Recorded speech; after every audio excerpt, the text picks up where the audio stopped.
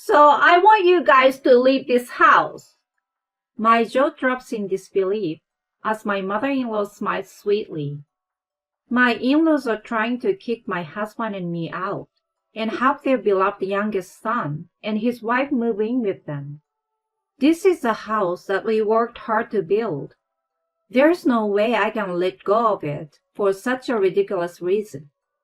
As I clenched my fist in anger, suddenly a woman's voice interjected into the conversation. Oh, there's no need for that.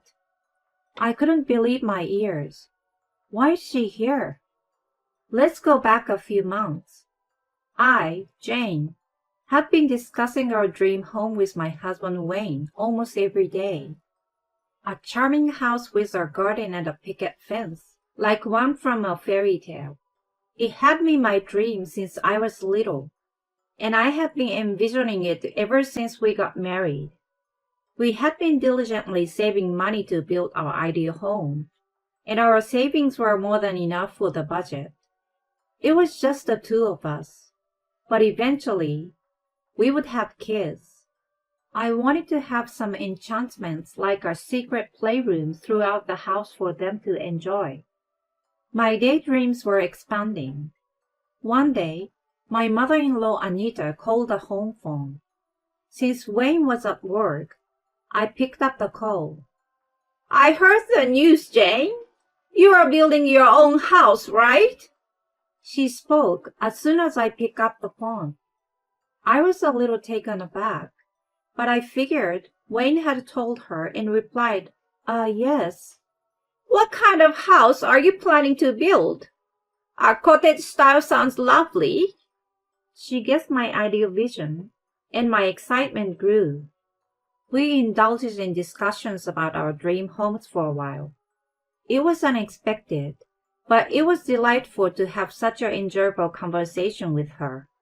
Hooray for our dream home! I chanted in my mind.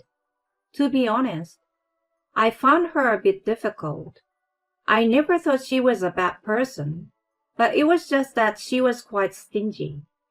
For example, when I visited her before, we went out to do some grocery shopping. She loved to talk, so we had a decently enjoyable conversation on the way. Things started to take a strange turn when we arrived at the supermarket. As I put groceries into the cart while looking at my shopping list, she kept interrupting. Jane, instead of these expensive vegetables, why not go for the pre-cut ones over here? The meat you put in the cart earlier.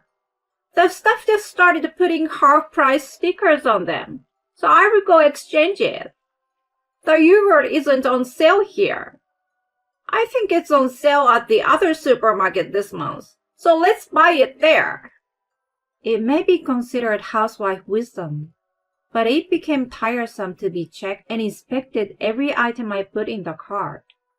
I didn't want to argue or be rude since she wasn't saying anything wrong, so I swallowed my complaints and followed her instructions. Afterward, while we were queuing at the cash register, she suddenly looked up from her phone and grabbed my arm with a sense of urgency. When I asked what was wrong, she told me that tissues and toilet paper were on sale at the pharmacy a few blocks away. She had received a message from a neighbor. I will go there first, so can you help me carry the bags when we go back? But we've already done a lot of shopping and got quite a few bags. Then go back home once and then come out again. I will wait for you. She then dashed out of the supermarket without hearing my reply.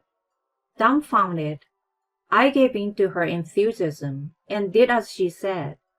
Sometime later, she finished her shopping and was waiting for me at the cafe in front of the pharmacy. The seats on either side of her were piled high with tissues and toilet paper. A huge load to carry even across the street. In stark contrast, there was only one glass of water on the table. Surprisingly, she had only been drinking that while waiting for me. She told the waiter she would order something once I arrived. But it's okay now that you found me. Let's just leave. Aren't you going to order anything?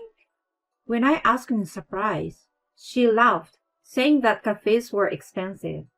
She had been waiting for me for at least 30 minutes. It seemed pretty rude to leave without ordering anything.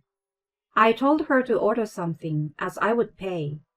Without any hesitation, she took the menu and pondered for a while before finally calling the waiter. I will have a coffee, please, and may I have an afternoon tea set? I looked at her in surprise, and she gave me a big grin in return. I've always wanted to try this. It's embarrassing for me to go to a cafe and eat it alone, you know. That wasn't the issue. Out of all things, she had to order the most expensive item in the cafe. If it were me, when someone treated me, I wouldn't have ordered anything more expensive than what the other person was having. If the other person only ordered a drink, wasn't it proper etiquette to also order just a drink?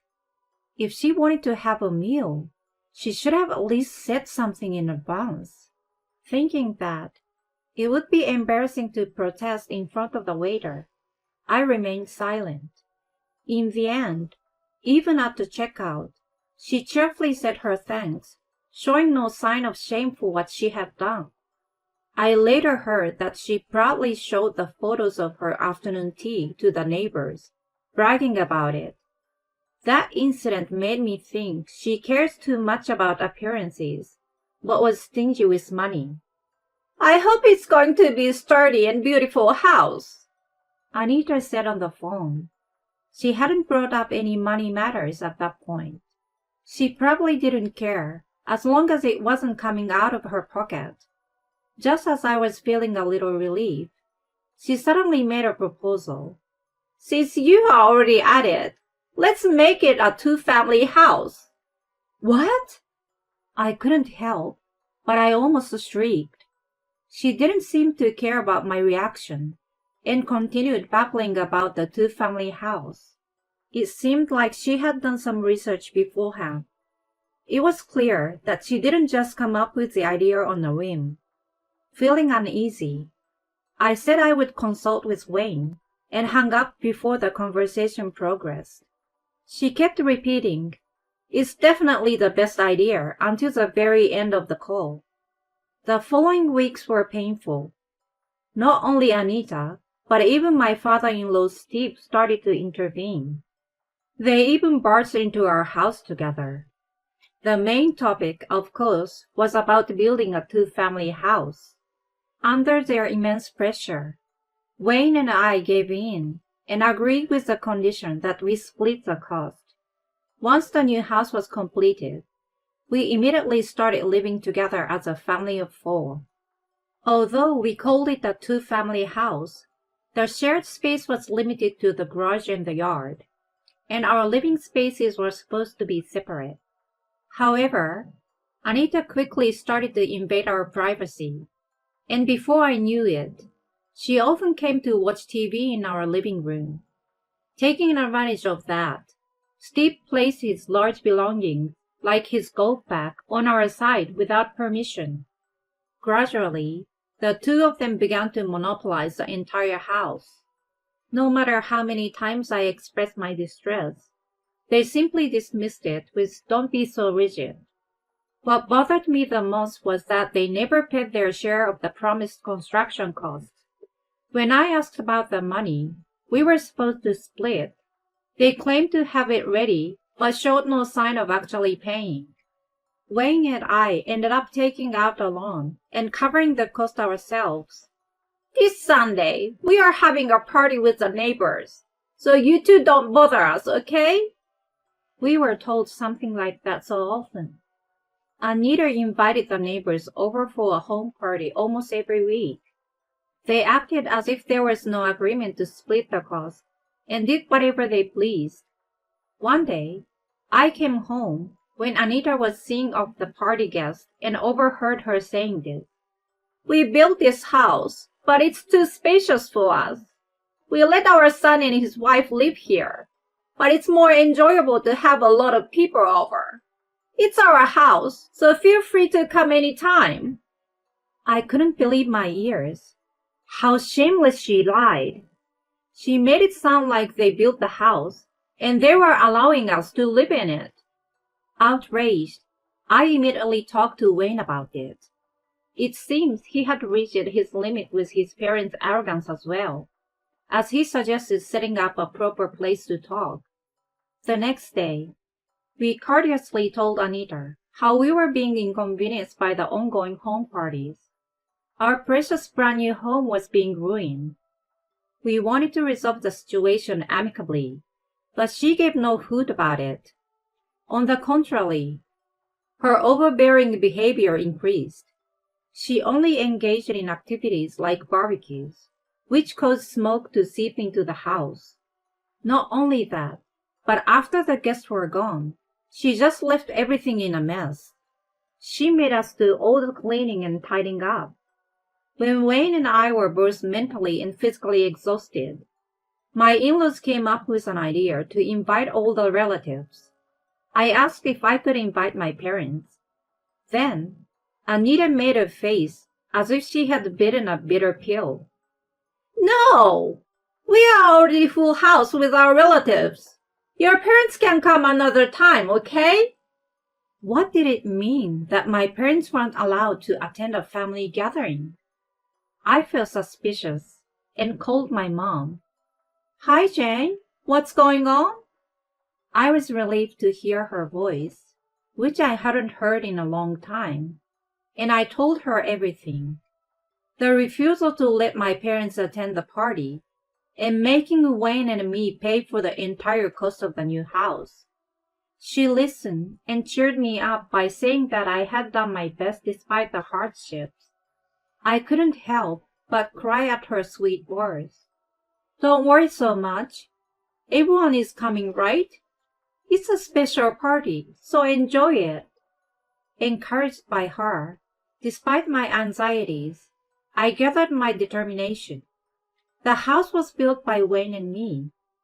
I swore to protect it together with him. On the day of the party, I welcomed the relatives, feeling nostalgic since our wedding. Among them were Wayne's younger brother, Isaac, and his wife. I had only spoken to them a little, but Wayne had told me several times that his parents doted on Isaac. As soon as he appeared, my in-laws became very cheerful. I couldn't help but feel a sense of dissatisfaction with the difference in their attitude toward us. At the same time, I thought if they were in such a good mood, we would spend the day without a hitch. I was a little relieved by the arrival of Isaac and his wife. However, that hope was quickly shattered. Isaac, how have you been? I've been worried since we haven't heard from you for a while. Anita was attacked to him throughout the party. Steve was watching them from the side. They left all the chores to me and Wayne, and didn't even bother to move from their seats. And then, Anita suggested something outrageous. You know, why don't you move in with us? We've been discussing it. We'll transfer the ownership of this house to you, so there will be no problem. They were talking casually, and seemed to be oblivious to what they were really saying. The relatives didn't seem surprised by their statements, as if they believed that the house belonged to my in-laws. Instead, they irresponsibly agreed, saying it was a great idea. Wait a minute! I couldn't bear it any longer, and interrupted them. The house was for 2 families. There were no vacant rooms. It was impossible for all of us to live together. In response to my outburst, Anita opened her mouth with a look of annoyance. So I want you guys to leave. I was speechless, and Wayne stepped forward to take my place.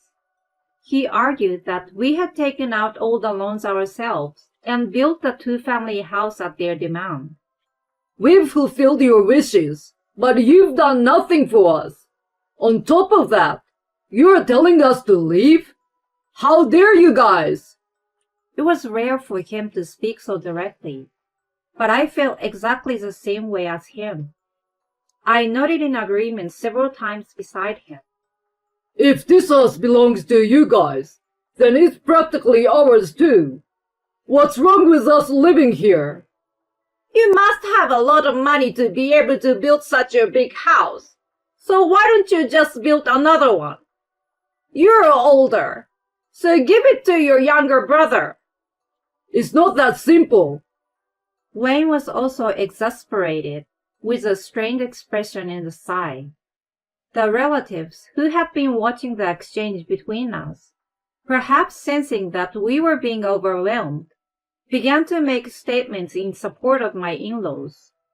Isaac and his wife, on the other hand, remained silent, seemingly avoiding any involvement. Occasionally, they exchanged troubled looks and giggled.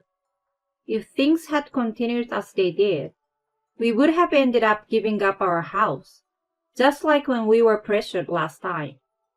I absolutely couldn't allow them to take our home in that way. No matter what we said, we were overwhelmed by the numbers. We were at a loss. You don't need to give the house up. I couldn't believe my ears when a woman's voice suddenly joined the conversation. I was confused about why she was there. When I turned around, my mom and dad were standing at the entrance to the room. To the astonishment of everyone, the two of them nodded instead of greeting them. Then, my mom walked towards me and smiled, saying, "Surprise!" I could feel my tears coming up from the relief, and bit my lip as I nodded. They must have been worried after the call, so they came all the way. I finally understood what my mom meant by not worrying. It seems like everyone here doesn't know, but the ownership of this land belongs to my husband. This house is also ours. We don't want it transferred to someone without our consent, my mom declared with a resolution. Including my in-laws, the relatives looked surprised. It was a shock to those who weren't present at the contract signing. In the midst of the commotion among the relatives, my in-laws anxiously began shouting, claiming it was all a baseless lie. My dad approached them and shut them up in a low rumbling voice. It can be easily proven by the registry. I suggest you refrain from making unfounded claims. Blood drained from the in-laws' faces. They must have been freaking out inside. The relatives who had been observing were giving them disdain looks. I knew it was a lie. I was skeptical from the beginning. A well-known local figure is saying so. The whispers were coming not only from inside the room, but also from the hallway. I looked in that direction in puzzlement. There, neighbors were watching us. I assumed my parents had chosen them as witnesses. As a relative said, my dad was a well-known figure in the town and led a Bible study for adults and kids in the local church. My mom also knew many people through her volunteer activities, so she was trusted by the people around her. Their statements turned the table on us, and my in-laws were unable to make any excuses and fell silent. Thus, the party ended in our favor. A few days later, my in-laws, who were shamed in front of all the relatives and neighbors, tried to patch things up but failed miserably. In the end, they fled the house with their tails between their legs a few days later. My parents didn't just let them leave, but they also demanded a large cleaning fee, adding insult to injury. They said it was a punishment for being carried away in our new home, but it was probably done for our sake. I can't thank my parents enough. I recently heard that my in-laws are now living with Isaac and his wife. They rent a small apartment, much smaller than my house. It must be very tightful for people to live there. After having their way all this time, I hope they will live modestly without causing Isaac trouble. In reality, I hear they are constantly arguing due to the stress of repayment. Wayne and I invited my parents to live in our immaculately clean house. and now we live a peaceful two-family life. Both of them are overjoyed to be able to live next to us. There's no benefit in showing off. I swear in my heart that from now on, I will live to share happiness with the people I care most about.